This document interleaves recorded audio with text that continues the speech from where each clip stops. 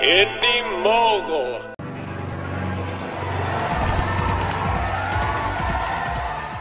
This Halloween is the debut of AMC's The Walking Dead TV series, where the network will attempt to do for zombies what they did for advertising.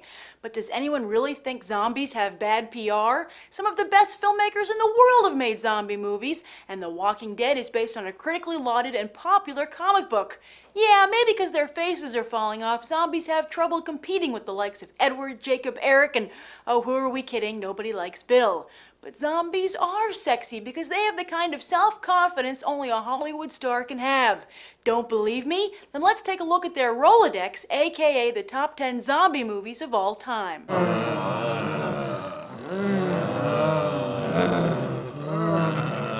Now, some of you might not believe this franchise belongs on the list, but you gotta respect something that's managed to stick around for almost a decade, especially in Hollywood. And giving Van Helsing and Buffy a run for their money is zombie slayer Alice, played in all 4 movies by Milla Jovovich. Resident Evil is the first mainstream zombie franchise and the first to bring zombies to the 3D IMAX screen. Plus, with a 5th movie in development, it's a zombie itself, the franchise that just won't die.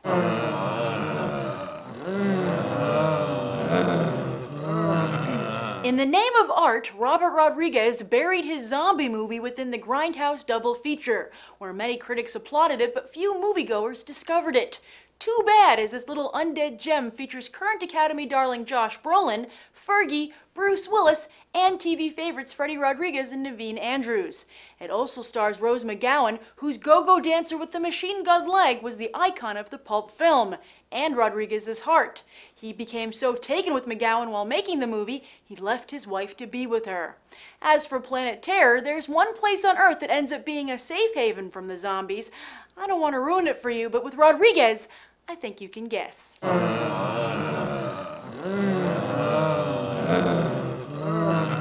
When you mix dry British humor with a zombie apocalypse, you get sheer genius. Or more accurately, Simon Pegg and Edgar Wright.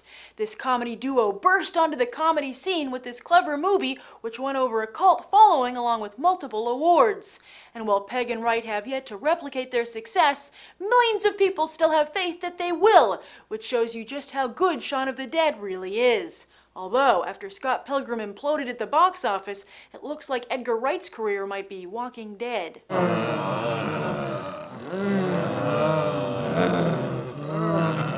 Oh yeah, no crappy American remake on this list. We're giving props to the original Spanish horror film, which used shaky cam in a way that didn't make audiences roll their eyes or want to barf.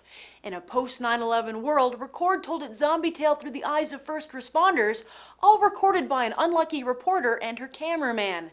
The clever film spawned a sequel and proved that while the characters might all be speaking Spanish, a scream is understood the world over.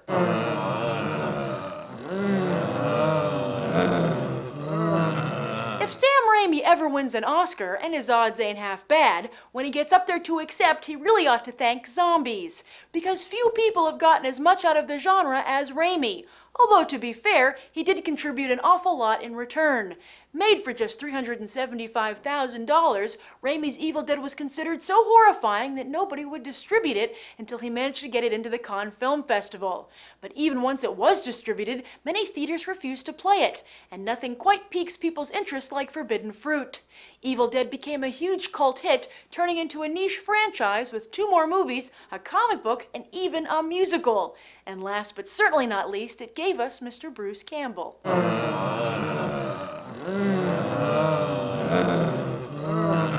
You know who has won an Oscar? Danny Boyle. And while he didn't win it for no zombies, he certainly did the genre a solid with 28 Days Later.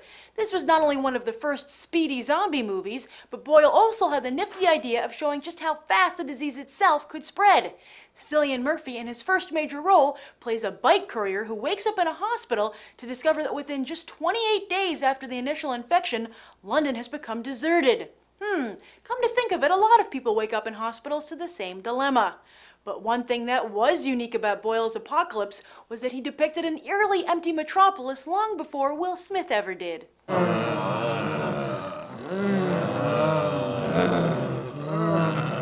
AKA Brain Dead, this was one of Peter Jackson's earliest and most beloved films. Yes, before he went all medieval on us, Jackson made a bloody name for himself in New Zealand. And apparently a decade after Evil Dead, audiences still weren't ready for extreme gore, as Dead Alive was also heavily censored. But what's unique about Dead Alive is that it's not only gory, but also extremely campy. You know, that place just on the edge of bad taste, and Peter Jackson does a fine balancing act with this movie.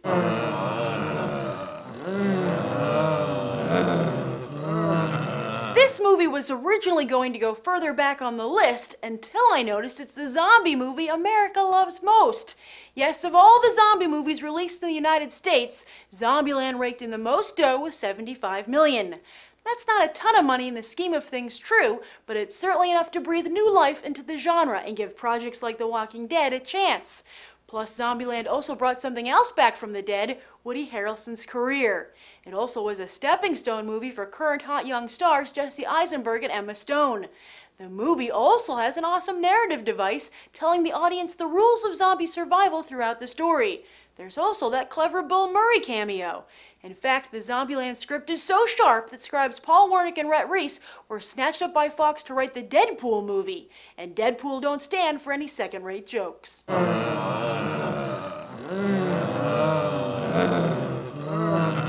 This is one remake that does deserve a spot on the list. While he might have ticked off a number of Romero fans, Zack Snyder, in his directorial debut, redefined zombies for a new generation.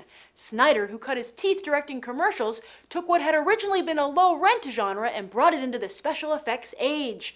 These new zombies were fast and vicious, sporting all the razzle-dazzle necessary to compete in the new CGI marketplace. Before Zombieland, this was the biggest grossing zombie movie in the US, and it gave Snyder a launching pad that has taken him to impressive heights. In fact, Christopher Nolan just hand-picked him to direct Superman. Thanks, zombies!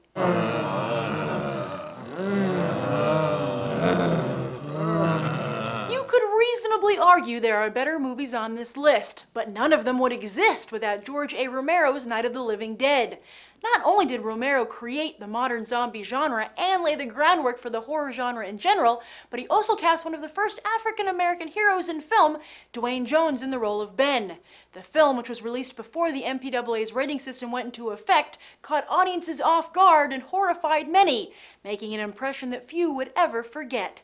And thanks to Romero, the zombie godfather, zombies will be invading your television this Halloween on AMC. And while you're waiting, why not make it a zombie month with these movies? I'm Grace Randolph, and I hope you enjoyed this BTT Top 10 list. Oh, and happy Halloween.